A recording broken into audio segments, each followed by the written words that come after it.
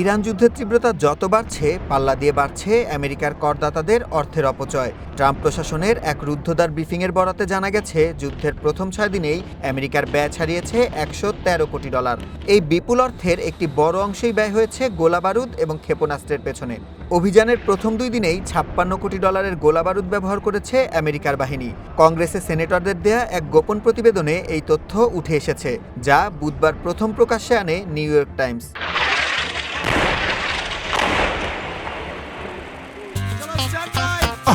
Sorry লাইফে কখন কি হয় গ্যারান্টি আছে, তাই ইন্স্যুরেন্স করুন সিটি ব্যাংকে, কারণ ইন্স্যুরেন্স করলে সিটিতে সুরক্ষা পাবেন নিশ্চিন্তে।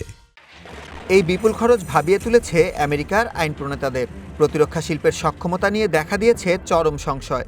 সামরিক মজুদ ফুরিয়ে যাওয়ার আশঙ্কায় গত সপ্তাহেই 7টি বড় প্রতিরক্ষা প্রতিষ্ঠানের নির্বাহীর সাথে জরুরি বৈঠক করেছেন ডোনাল্ড ট্রাম্প।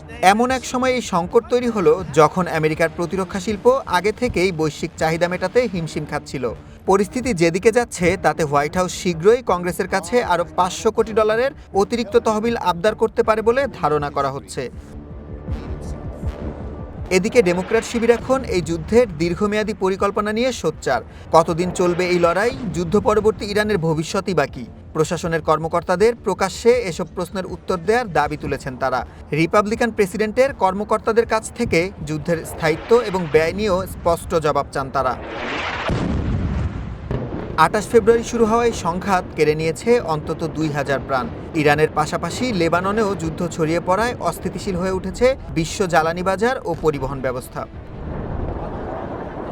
সুলাইমান সবুজ, ওয়ান ইন্টারন্যাশনাল ডেস্ক।